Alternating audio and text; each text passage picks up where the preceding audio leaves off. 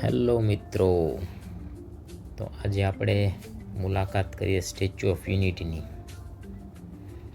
Statue of unity જો આપ પહેલી વાર આવતા હોય તો ખાસ ધ્યાનમાં રાખવા જેવી બાબત કે આપનું પ્રાઇવેટ વાહન ત્યાં છેક સુધી લઈ જવા દેતા નથી.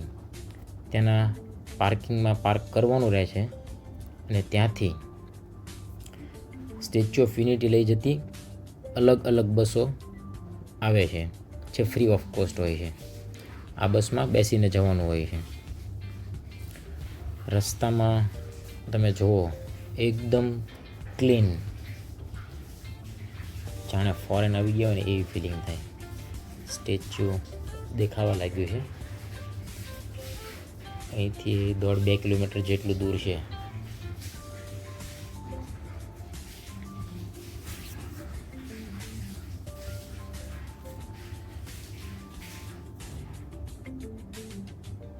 સરદાર સાહેબનું સ્ટેચ્યુ 182 મીટર ઊંચું.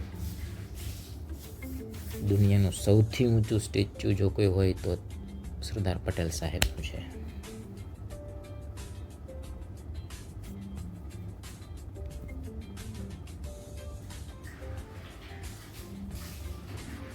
ત્યાં જવા માટે જો તમે ટોપી ચશ્માની જરૂર હોય તો પણ ત્યાંથી મળી જશે. જરૂર પડશે, બહુ જ તડકો હોય છે એટલે આખા દિવસમાં ફરવા માટે જરૂર પડે, લઈ શકો છો. દરેક વસ્તુ મળે છે. નાસ્તા પાણી, સરદાર સાહેબનું કંઈ સ્ટેચ્યુ જોઈએ, સ્ટીકર જોઈએ, મૂર્તિ, એવી નાની મોટી આઈટમ મળે છે. 3 થી 15 વર્ષ માટે ચાઇલ્ડ ગણાય છે, 15થી ઉપરના માટે એડલ્ટ્સ. ટિકિટ્સના દર બી અલગ અલગ લખેલા છે. એક દિવસમાં સ્ટેચ્યુ ઓફ યુનિટીની મુલાકાત દરેક સ્થળની તો લેવી મુશ્કેલ છે, પણ આજે આપણે ખાલી જોઈશું સ્ટેચ્યુ ઓફ યુનિટી, જંગલ સફારી અને ડાયનો પાર્ક. તો આ વિડીયોમાં આપણે જોઈશું સ્ટેચ્યુ ઓફ યુનિટી.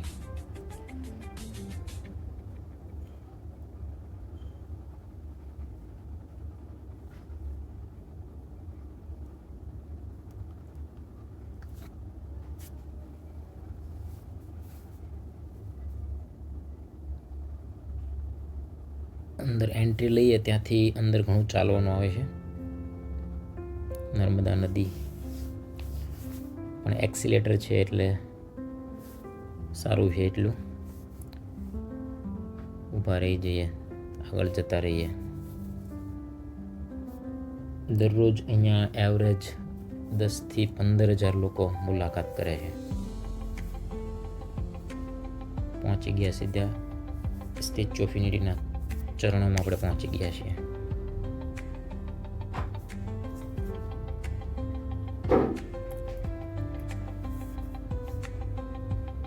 ઉપરથી વ્યૂ જોયો, એકદમ મસ્ત. નર્મદા નદી, સરદાર સાહેબના ચરણોમાં પહોંચી ગયા છીએ. ફોટોગ્રાફી કરીએ થોડી.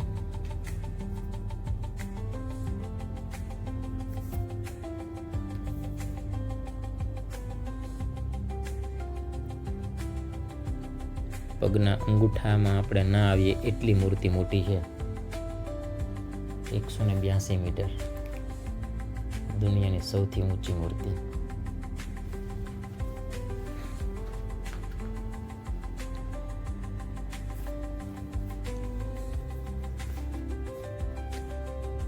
ત્યાં ક્રૂઝ પણ ચાલે છે.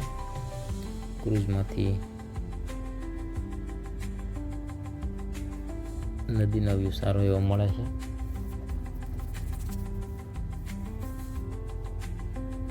સ્ટેચ્યુ ઓફ યુનિટીમાં જે સ્ટેચ્યુ છે એના નીચે આ આર્ટ ગેલેરી છે.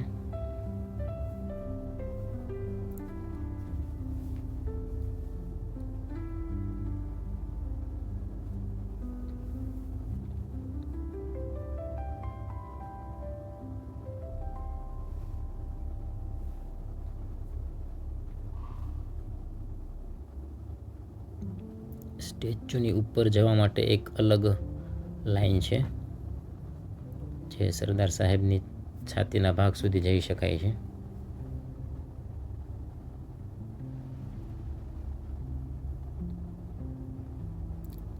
આ સરદાર સાહેબનું જે ફેસ છે તે સેમ ઉપર મૂર્તિમાં છે. Thank you.